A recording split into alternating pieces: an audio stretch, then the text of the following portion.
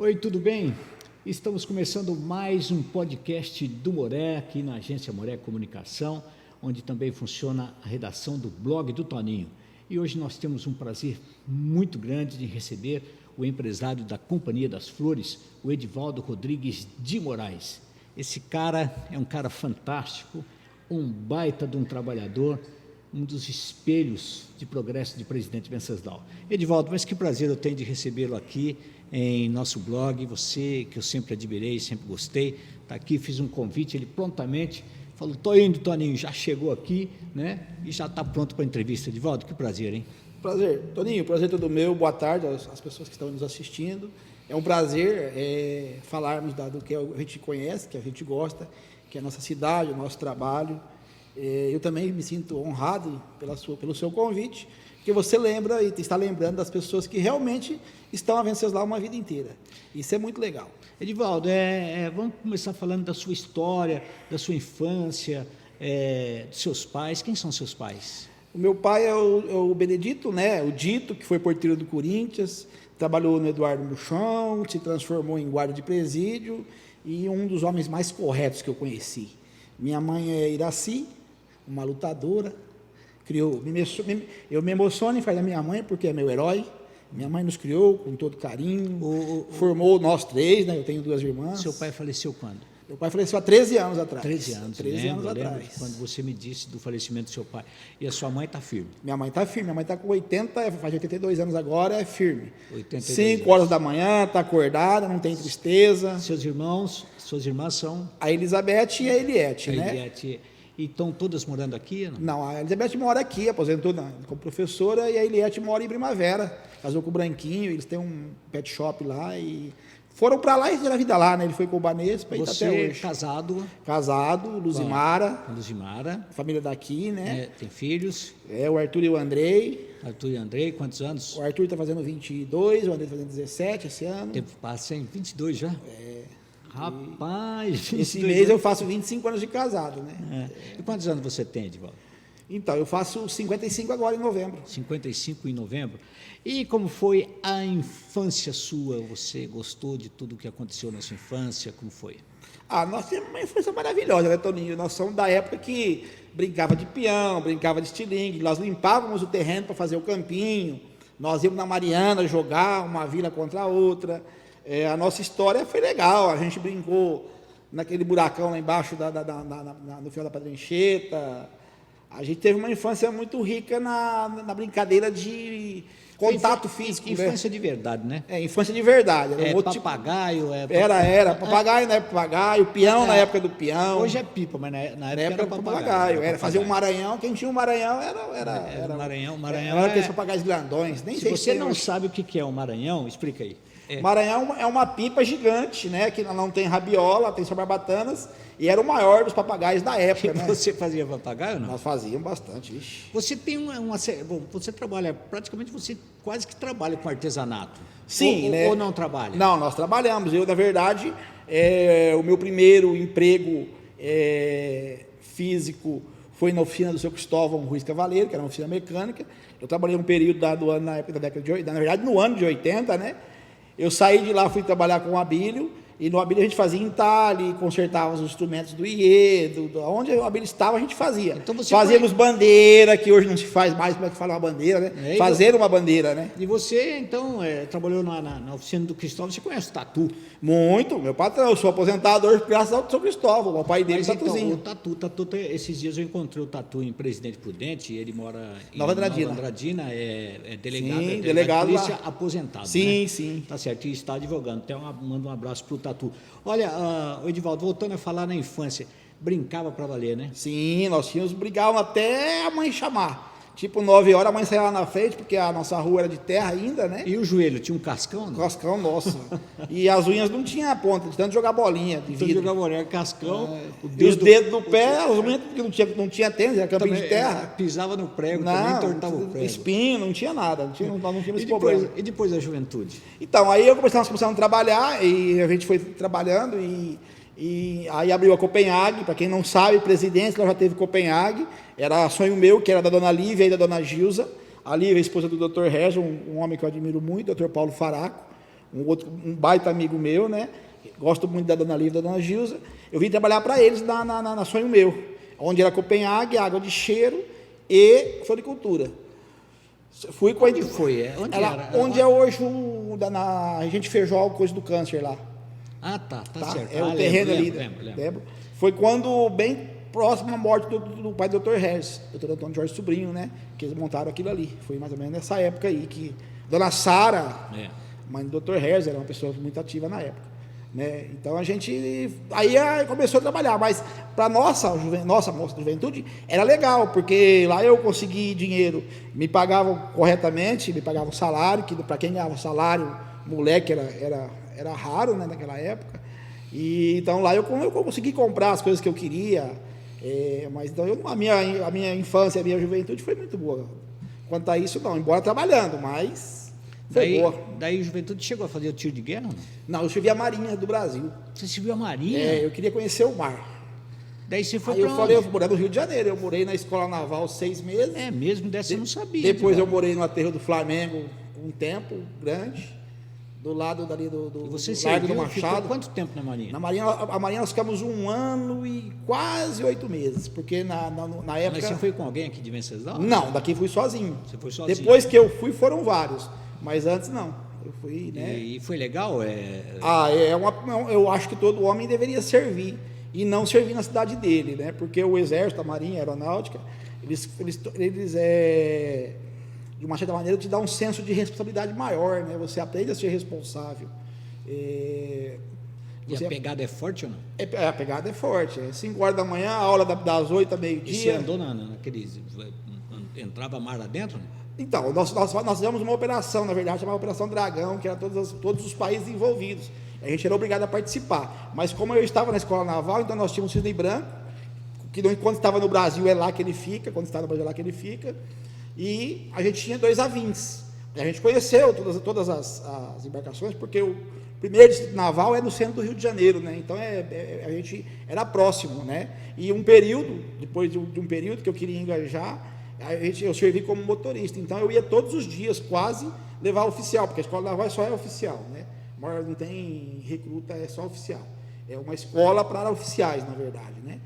Cadetes da Marinha. E quando foi isso? Foi em 84, 85. 84, 85. Eu cheguei aqui... Você foi no Rio agora, recentemente, ou não? Fui depois do Rio, fui umas 2 vezes depois. Ali, aquele Museu do Amanhã, não é ao lado do quartel ali, ou não? Não, na verdade, é antes, né? Era onde paravam as barcas antigamente, ali não existia aquilo ali ainda, ali era um lugar porto, peixe, navio da Marinha mesmo. E daí veio embora? Aí vim embora, você entendeu? Voltou para Presidente Venceslau. Uma curiosidade, eu fui no primeiro Rock in Rio, tá? Você foi no primeiro Rock in Rio? Eu fui no primeiro Rock in Rio, você vê como é que é. Eu lembro, o Medina, né? Era o Medina que fez o primeiro. Eu não lembro, eu sei que... Esse primeiro festival foi assim uma coisa... Foi na Jacarepaguá, né? Você foi um negócio interessante. E você lembra quem tocou ou não? No dia que eu fui, se eu não me engano, eram os rocks nacionais, né? Mas era muita doideira, é muita gente, né? Pra gente. E olha, o Rock in Rio virou uma marca, né? Agora acabou de acontecer em Lisboa, me parece, em Portugal, né? Em Sim. Lisboa, parece que foi, né? Eu não estou meio por dentro, mas parece que sim. Então você teve no Rock in Rio, no primeiro? Sim, no primeiro ainda, você precisa ter uma ideia, né? Mas não consegui, o dia que o Queen chegou com o Freddie Mercury, eu não consegui. Teve amigo meu que foi no show e a gente não conseguia. A gente ficou lá em Jacarepaguá mesmo, mas não conseguimos ir, porque além de ser, na época, era como é hoje, né? É um valor grande, e a gente também tinha que voltar, e tinha que, depende muito da escala de serviço, né? Então tá. Voltando do Rio, e daí, como foram as coisas? Então, eu estava no Rio e queria voltar, minha mãe queria que eu voltasse mais para cá, na verdade, e eu acabei no fim voltando para cá. Quando eu cheguei aqui, eu já montei a Campanha das Flores.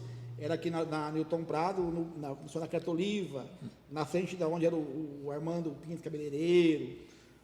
Na Newton Prado? Na Newton Prado, 366, na verdade. Então, aqui embaixo, antes do postinho, na verdade, aqui. Né? Tá. Na frente do prédio, na época era da Lourdes Batata, né, ali. Tá certo. Você colocou ali, depois... Aí eu já subi lá para a praça, que a gente conseguiu, que a gente queria fazer um bulevar. A praça queria fazer, nosso sonho era fazer um bulevar na praça, e um dos quesitos era banca de jornal, quiosque de flores, alimentos rápidos, e a gente acabou no fim não fazendo. Nessa época eu tinha ido em Curitiba, no Hospital Pequeno Príncipe, acompanhar uma criança, e eu tinha visto lá o Boulevard, eu tinha trazido essa ideia de lá para cá, e acabou no fim não vingando. A praça nossa era, ali naquela parte de cima era mais esquecida, a FEPAS ainda tinha algum movimento, né? Se sonhava mais que um dia voltaria esse trem, e a gente foi para ali, para cima. Eu fiquei ali 20 anos, aqueles ipês foi minha mãe que plantou, aquele pé de manga, foi minha mãe que plantou, né? Nós ficamos 20 anos ali, naquele espaço. 20 anos naquele espaço? Naquele espaço ali. Nós entramos na administração do Tufi, e eu saí depois, porque assim, eu tinha feito um propósito, com 20 anos eu construiria um espaço para mim e sairia dali. A gente construiu o Coliseu nesse espaço, né? E tanto é que aquele quiosque foi doado para a PAI colocar o ordenado da PAI. Depois não deu certo, aí entrou num acordo com a prefeitura, desmancharam, mas já era um prédio doado para a PAI. Daí você passou ali para aquela casa da FEPAS. Da FEPAS. Como funciona aquilo ali entre você e a concessionária? A concessionária. A empresa de logística, né? Isso, então. Ali, na verdade, isso aí era um patrimônio abandonado, né? Estava todo abandonado esse patrimônio, e o que nós tínhamos era uma seção, tá? Do qual nós pagamos um DARF, que é como se fosse um aluguel, mas eu sou responsável, porque aquele prédio ele é tombado, né? Aquele prédio, a gente assumiu um compromisso por escrito de não descaracterizar ele. Então, se você olhar, é a única casa que está ainda com as características da coisa. E a estação, eu cuidar da estação, porque a estação era abandonada, era tudo, né? E aí a gente tem até hoje, está tudo certo, documentação, tudo em dia, e o que a gente fez? A gente cede aquele espaço da FEPAS, que a gente não usa, para a prefeitura. Então, um tempo foi a SEAMA, agora vai ser o museu lá, que é o nosso sonho, que lá seja o museu, né? E instalou lá também a academia, né? Academia Venceslau de Letras. De letras, então. É museu e a academia vai ser junto lá.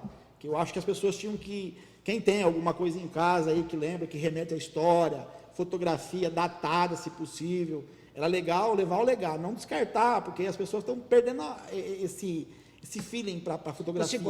Você gosta desse cuidado com coisa histórica, Edil? Eu gosto muito, e aí eu tenho uma memória muito boa. Então, assim, eu lembro muito das pessoas que passaram, que nem, por exemplo, eu tinha longos papos com o pai da Vera Lima, Seu Lima. Falava que era cinesífero. Eu tinha prazer, ele vinha de manhã tomar sol, atravessava o jardim lá, a praça, sentava comigo lá no quiosque lá, e nós falávamos, todos os dias nós conversávamos. Então, eu sou muito ligado, sou Anacleto Oliva, foi um dos maiores marceneiros que eu conheço da história, de madeira maciça. Quem tem um móvel do seu Anacleto Oliva hoje, sabe o quanto era bom o serviço dele. Hoje industrializou, temos um outro tipo de trabalho aí, mas o artesanato em madeira era Anacleto Oliva, né? E tem outras histórias também, né? Tem muita gente. Você chegou a conversar sobre o presidente Venceslau, com o seu Michel Chainho? Opa, eu sei que o seu Michel sabia toda a história de presidente Venceslau. Toda a história. Não deixou de forma alguma eu gravá-lo. Você acredita? Então, se perdeu a história.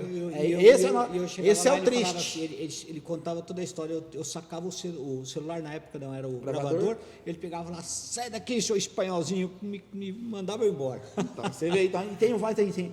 Ainda tem muita fotografia em algumas famílias da cidade, da história de Venceslau, né? Que eu acho que seria legal se conseguisse fazer um apelo para resgatar essas fotos. Resgatar, né? Para poder publicar, porque hoje a gente tem um mundo tecnológico tão fácil de você perguntou assim, eu tenho saudade da fanfarra.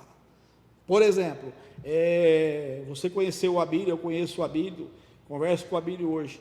O Abílio é um homem que tinha que ser sido mais assim, valorizado, porque o Abílio lutou pelas fanfarras, lutou pelas conversando escolas. hoje com a Patrícia de Oliveira Lopes, falando sobre o Abílio. O Abílio é uma figura assim, espetacular que existe em Presidente Venceslau. Nós temos que registrar essa história do Abílio. E ele tem muita coisa guardada do IE, principalmente, que foi a paixão dele, né, onde ele deu aula por um tempo. O Juquinha, irmão dele, foi meu amigo, trabalhei lá com o Juca. Você esteve nas fanfarras? Sim, tocamos. Nós entramos tocando cornetinha, foi um parado marcial, porque você vinha progredindo para frente, né? Estava tocando cornetinha e ia lá no marcial. O maior, Legal. As fanfarras, em quais delas você tocou? Sempre no IE, depois do Cabral. Cabral e IE sempre foi, né? E você gosta disso até hoje, né? Gosto até hoje. Tanto é que Existe a possibilidade de se fazer uma fanfarra com aquele padrão? Porque existe uma concorrência muito forte entre o GE e o IE. sim, sempre E as houve, duas sempre eram houve. pesadas. Então, mas hoje nós estamos tentando aí, nós vamos conseguir. Eu, o Luiz Maurício, né? Que o Luiz Maurício, quem não conhece o Luiz Maurício é filho do Fuminho, né? O Jair, então tem bastante gente ainda que tem a minha idade, na casa dos 50, que dá para fazer uma fanfarra, transmitir isso. O Latino, que é outro cara que é bacana, porque esses dias teve um coisa de fanfarras, de bandas marciais, e veio uma fanfarra de uma cidade do Paraná, que eu não lembro o nome, mas é uma fanfarra pequena, e ela competiu de igual com as bandas marciais, e isso é muito bonito. Então, você vai falar assim, deu saudosismo, ver o trem, ver o trem de novo, que eu acho que não vai voltar mais para a nossa região, devido ao progresso, né? Nossa cidade, na verdade. Na região de Andradina vai voltar o trem tranquilamente, que é Três Lagoas, né? E isso é uma outra pegada, né? Que a gente fala assim, nós vamos perder. Mas ainda eu quero, Toninho, eu quero ainda descer do trem de Três Lagoas a Corumbá. Ainda eu quero fazer esse passeio, ainda que eu não fiz. Então, olha, assim, tudo saudosismo mesmo. A gente conversa, olha só, eu não esperava conversar desse assunto com você, desse podcast. Você lembrou, e muito bem lembrado.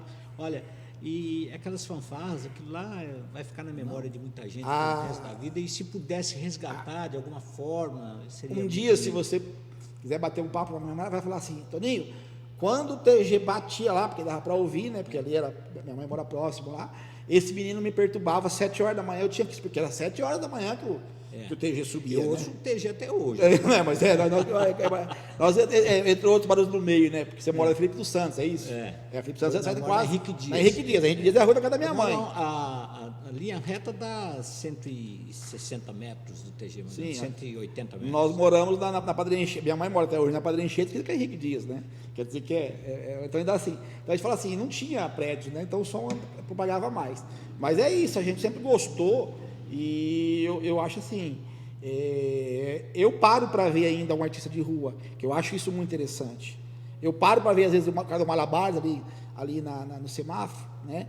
E meus filhos até me zoam, né? Porque falou, pai, você vai... Não, eu acho legal a habilidade manual das pessoas, né? Então, cada um com o seu talento, e aí a gente fala assim, o que esperar, né? O ser humano é capaz de tudo, tanto para o bem quanto para o mal. Então a gente tem que tentar ver o lado bom das pessoas. Isso é o mais interessante.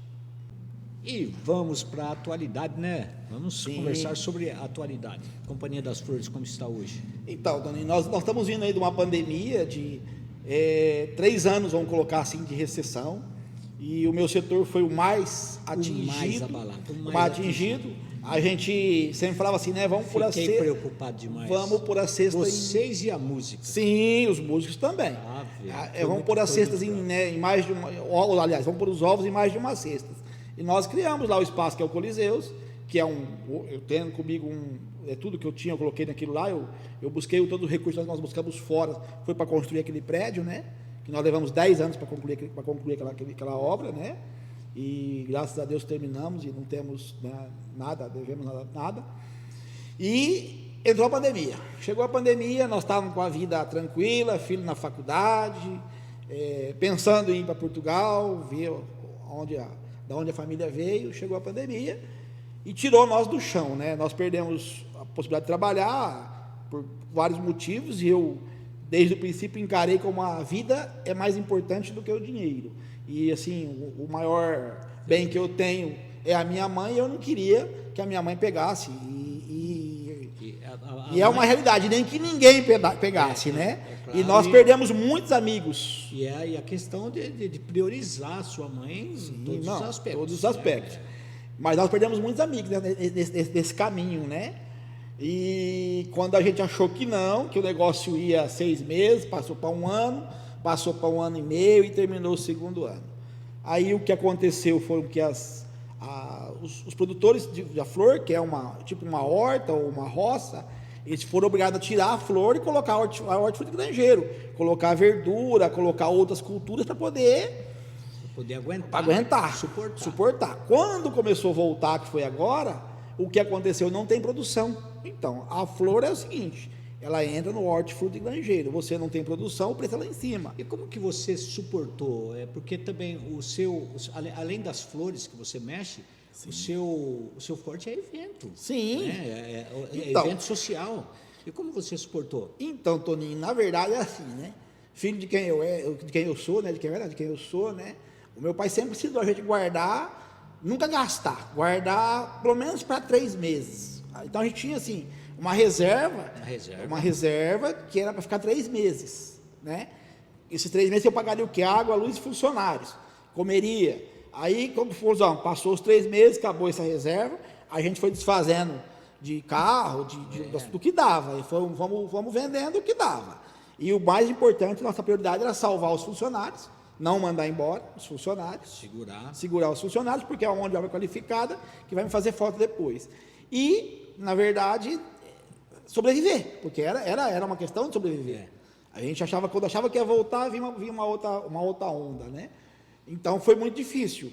E nesse meio termo, voltou e a flor não tem produção. Então, quando nós tínhamos contratos futuros, que eram de 2019, foram sendo adiados, e chegou agora na execução, o nosso produto subiu 400%.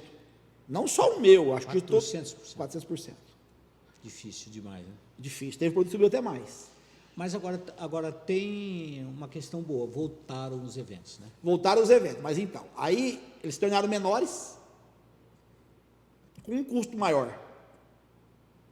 Porque ao contrário dos outros fornecedores, eu, por exemplo, e a música, se for 10, 50 ou 1.000, é a mesma música, é a mesma decoração, tudo é igual.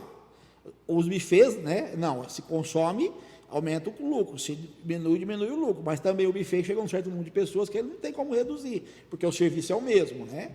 Então, se tornou difícil, essa nossa volta para o trabalho ficou difícil, principalmente porque nós tínhamos contratos que nós honramos até algum momento todos, e a gente tentou fazer uma negociata justa. Meus clientes não têm problema com nenhum, graças a Deus, todos compreenderam que foi precisado reajustar, né?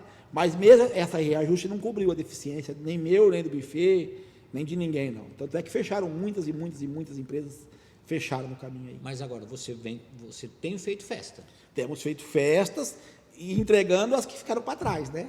Certo? E tem gente que está fazendo a festa que previa para aquela época. Sim, nós fizemos agora o mês passado 2, temos um agora o mês que vem, e esse ano temos 2 eventos ainda que são de 2019, 2020. E você está cumprindo? Sim. Então, isso é bom, né? Isso não é só né, o Smar, que é uma das empresas, Dona Altair, que é a outra empresa, a Maísa, a Valéria, nós estamos cumprindo. Isso são boas notícias. Sadal, uma boa notícia, Sandy, não. Eu acho assim, Venceslau é privilegiado pela capacidade e pela honestidade dos profissionais. Isso não é privilegiado. É gente profissional. É profissional, né? E assim, está segurando, né? Tá conseguindo cumprir, não está tendo problema. Porque aí fora, todo dia a gente recebe gente que deu golpe, que fechou, que não entregou, né? E isso é muito ruim para a imagem da classe. Você entendeu?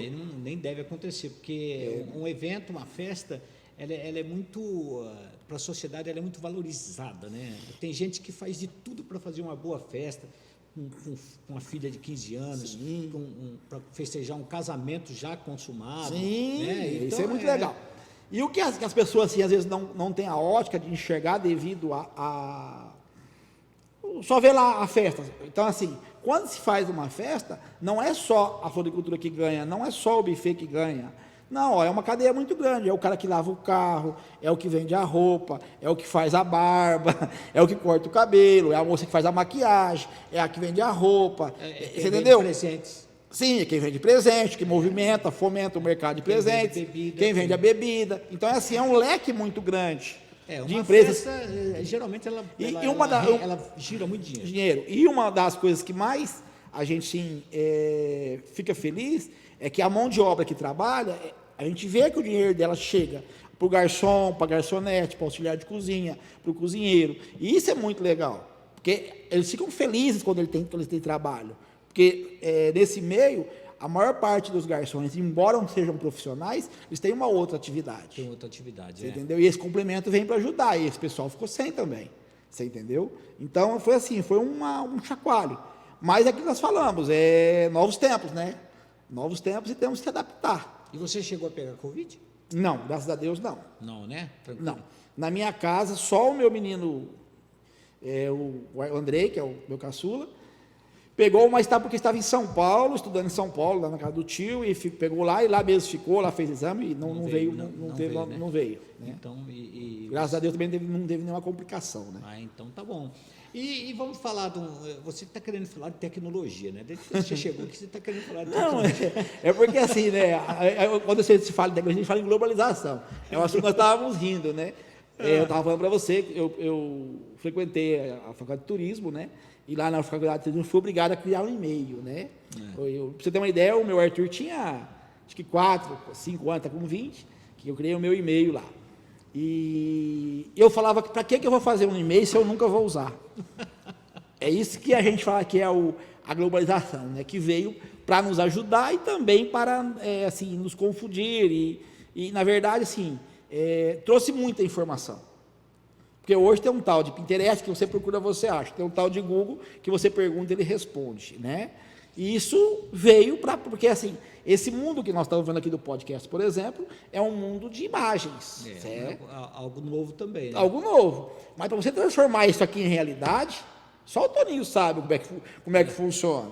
E é isso que a gente tem que aprender a valorizar. Que por trás da imagem, por trás do sonho, existe uma cadência, uma escada, uma hierarquia a ser cumprida, né? E isso é difícil para nós que somos mais antigos. Mas a tecnologia, hoje você usa ela de que forma? Você. Então, por exemplo... Além do celular. Sim. Então, por exemplo, hoje, por exemplo, você quer um produto diferente, tem. A cooperativa Olambra, que nós trabalhamos, que hoje é Cooperflora, o que aconteceu conosco? Ela tirou toda a pandemia, como os bancos, ela tirou todo o pessoal de manejo. Não existe vendedor mais. Ela criou onde tinham 5, ela ficou 1 e assim por diante. Então, hoje você tem um computador que você entra num site logado seu, você compra, não fala com ninguém, aí essa folha é separada, colocada num caminhão e chega para você até aqui. Tudo por código de barra, não existe mais destravio, não. Você comprou, é aquilo lá e não tem... Você entendeu? Então, se você não aprender a manusear esse site, né, que chama Sync, por exemplo, você não consegue mais ficar fora. Então, você tem um exemplo assim, o leilão que era presencial, hoje ele é virtual. O leilão começa às 5 da manhã e você tem até 10h30, 11 horas para comprar. Você não comprou? Tchau, amanhã é outro dia, outro leilão, outro preço, tudo outro. Você entendeu? Então, e a gente demorou para poder fazer isso, para confiar, para aprender, entendeu? E na sua vida pessoal, como que você faz na sua vida pessoal e familiar com tecnologia? Então, você está por dentro de tudo, né? Não, então, a tecnologia, eu tenho 2 filhos, né? Vamos dizer assim, né? Universitário e um adolescente. Os meus filhos dominam tudo. Meu filho, eu fico até com ficar assim, o que eu não sei, pergunta para eles. Mas eles sabem tudo. Eles, assim, por exemplo, o Andrei queria um notebook, a gente trouxe um notebook. 2 dias, estava desmontado. Eu falei, você está ficando doido? Desmontou o notebook, moleque? Ele falou, não, pai, eu vou colocar tal coisa, fazer isso, fazer aquilo. Então, para eles é normal. Para eles é normal. Para eles é normal. Agora, há pouco nós estávamos citando aqui, fora do nosso podcast, nós estávamos falando sobre a facilidade, a globalização, que o cara está lá no Japão, consegue falar com a gente. Né? Exatamente. Consegue transmitir um passeio que ele está fazendo lá, ele transmite com a gente vê o passeio também. Quando a gente pensava nisso, Edivaldo? Nunca. Quando eu estava no Rio, em 85, 86, que eu fiquei um período longe da minha mãe, falava uma vez por mês com a minha mãe com ficha. Não tinha nem cartão ainda na época, entendeu? E outro tinha fila no orelhão. Tinha filho no orelhão, você agora entendeu? Tem um telefone que conversa e não, vê. Agora nós temos as câmeras, por exemplo, eu tenho as câmeras na loja e em casa, você clica aqui no meu celular, você vê a câmera, se você tem alguma coisa diferente, você vê pela câmera. Então, a tecnologia, ela me assustou. Te assustou, mas ela é, assim, extremamente necessária. Necessária, já falar você, hoje é uma coisa assim, você não vive sem. Você não vive sem. Dá mais isso aí eu me pergunto. Também parece que ela também fez parte até do passado, né? A gente fala, poxa, naquela época eu estava em tal lugar, daí eu fiz isso, mas na realidade você não tinha essa tecnologia, né? E eu falo, como é que nós vivíamos sem o celular? Como é que nós vivíamos sem o WhatsApp? Então você resolve muitas coisas, falando da parte comercial mesmo, hoje você paga e recebe tudo virtualmente. E é a tecnologia. Tem o Pix, né? Tem o Pix, entendeu? Já estão substituindo até o cartão, né? Então, eu, por exemplo, assim, talão de cheque faz muito tempo que a gente não nem os nossos fornecedores, que você, por exemplo, aceitam mais, assim, então não existe mais cheque. Hoje você compra no cartão parcelado, ou no meu caso que tem um crédito lá, você tem um crédito que você pode usar, né, das empresas, que no dia do vencimento vem para você fazer o Pix. Nem papel não tem mais. Mas olha, tudo isso é bom. Olha, eu quero falar, né, algo com você, o Edivaldo, sobre meio ambiente. Uma vez você me explicou praticamente como funciona toda a praça ali, né? Sim. Ali nós temos um coqueiro. Como é que é aquele coqueiro? Explica para nós temos Venceslau tem um coqueiro que tem 3 cabeças. É uma coisa na natureza rara. Coqueiro nenhum tem isso. Não é do coqueiro. A palmeira sempre ela é uma palmeira linear com a gente chama de olho, né? Que seria o palmito, com um olho só. Nós temos um com 3. Nós temos ali, por exemplo, isso nós estamos falando da Praça Nicolino Rondó. Nós temos as mangubas ali que atraem vários passarinhos, que até eu chamo a atenção que se alguém pensa, já ouviu falar da asa branca, vai à tarde lá, hoje tem revoada, elas vieram morar ali e tem bastante. Nós temos tucano de 2 cores, nós temos as araras que vêm todos os dias. Como chama aquele tucano? Araçari. Eu lembrava, eu fui lá pedir para sua mãe o nome do tucano. Araçari. Então ele está sempre por ali. Nós temos hoje lá, que a gente chama de chorró, né? Que tem um canto, parece que está raspando uma cuia, o chorró. Nós temos um casal que mora por ali, que habita ali. Temos os bentivis. Apareceram as siriemos, apareceram aí, que agora estão andando aqui na nossa cidade, né? Então a gente fala assim, e ali só tem isso porque a praça é o lugar que tem mais meio ambiente conservado. Ou seja, tem a água da fonte que está lá, que faz umedecer. Temos vários tipos de plantas, os ipês que deram flor esse ano. Nós temos um pé de cedro na praça. Nós temos nós temos três. Tem um que morreu. Sim, então nós temos ali. Aqueles pés de cedro, será que dá para a gente saber a idade daquilo lá? Eu acho que dá sim, hein? Então, aí que a gente fala assim, a documentação por fotografia. Porque cadê as fotos da caixa, né? Que a gente fala assim que é da extinta Caixa Estadual, né? E você vai aquela farinheira que nós temos lá na Câmara, que é uma majestade, é uma árvore fabulosa. Embora o pessoal de Piscina não goste dela, mas que ela é bonita, ela é. Quantos anos tem aquilo, hein? Meu Deus. Só o tronco dela já por si define. O Toninho, ela é da época do Café do Centro. Pra você ter uma ideia que poucas pessoas sabem o que foi o Café do Centro. Poucas pessoas foram do fliperama. Na época do Café do Centro já são 50 anos, mais de 50 anos. Mais de 50 anos. Você pode procurar, que você vai ver ali que o fliperama, quando saiu ali, deve ter uns 45, 40 e mais, né? Até mais, né? Porque eu era moleque para ficar na porta. Mas olha, assim, muito legal o Edivaldo, ele ter essa noção do que é a praça ali, porque muita gente passa por ali e não sabe que ali deve ter mais de 180, cerca de 200 espécies diferentes. Tem, tranquilamente. Se você for olhar... Espécies de aves, eu estou dizendo, né? De vida, né? De planta viva ali, né? É uma coisa que, por exemplo, aquele monumento dos japoneses que tem ali, pouquíssimas pessoas veem aquele monumento ali. E é um monumento bonito. Muito bonito, feito de pedra, de verdade. Não sei quantos anos tem, não sei se tem data naquilo, mas é uma coisa que eu falo assim, deveria, e vai ser, alguém vai voltar a cultivar aquele monumento. Como no governos anteriores, né, graças ao Álvaro Carlos, nós voltamos o bebedouro dos cavalos para lá. Porque a carroça foi uma coisa importantíssima para Venceslau. Claro. Você entendeu? E faz parte da história. Faz parte da história. Então voltou o bebedouro. Não está no lugar ideal, mas está próximo ao lugar onde ele era, mas está no lugar que ele teria que estar, que é naquela praça que está ali, que fica entre o posto de saúde ali, onde a gente fica ali. Então isso é legal. É que nem, por exemplo, você fala assim, o túnel. Quem lembra como era o túnel? Isso. Quem tem uma foto do túnel? Também eu estava pensando sobre isso. Quando o túnel foi desfeito, eu não fotografava. Eu tenho muitas fotos, né? E eu não fotografava aquela época. Então eu não tenho foto daquele túnel antigo. Ele era bem estreitinho. Ele cabia apenas um carro. Tanto é que nós temos uns nomes aí, umas pessoas aí que hoje estão tudo aí, são tudo hoje empresários, né, com a minha idade. Nós amarrávamos latinha num cordão, esperava o carro, nós erguíamos uma latinha no túnel ali, o carro enroscava no carro E nós corríamos, né? Na Padre Anchieta, lá que era corrida da Padre Anchieta, para você ver como é que nós éramos tudo inocente, né? E os carros eram só picapes, não tinha os carros que tinham hoje, né? E aí, por exemplo, vocês, do que você gosta de lembrar? Agora vai da Dona Nair Costa, professora nossa, Dona Nair Costa, fala, nossa, a Dona Nair Costa, né, dava aula lá. Então, a gente fala assim, as coisas foram passando e as pessoas foram esquecendo. Essa semana eu falei para o rapaz que foi uma sorveteria onde que é o New Center, ele falou, como? Nunca foi sorveteria ali. Eu falei, rapaz, foi sorveteria, do lado era o Tásio, tinha o bazar ainda E tinha o... seu Mamoro, o japonês. Ali também teve o famoso Zé Carioca. Zé Carioca, do seu Félix. Seu Félix. Zé Carioca. Saiu o Zé Carioca, foi uma bicote, sorveteria. E as pessoas assim, não lembram muito do centro. Aí eu falei, mas como é que você lembra? Eu já trabalhava num comércio, como office boy, né, e trabalhava na floricultura fazendo entrega. Então a gente lembra porque a gente ia todo dia. Todo dia. Tinha o Cine Bandeirantes. Todo dia, o Cine Bandeirantes. Né, tinha, a gente fala assim, o Ramada, embaixo do Taniguchi tinha o Maicava, existia ali já. Né? Vai muito tempo, isso faz bastante tempo. Taniguchi tinha o famoso Pendura. Sim. Ali era, na verdade, o famoso Pendura. Eu lembro do Taniguchi. Toda vez que eu passo ali, eu lembro do Taniguchi. Então tinha um pilar no meio do armazém dele. E ele vendia para a gente, eu falava, Taniguchi, daqui a pouco eu pago você. Ele puxava da máquina assim o papelzinho, e o Durex pendurava. Era o verdadeiro pendura.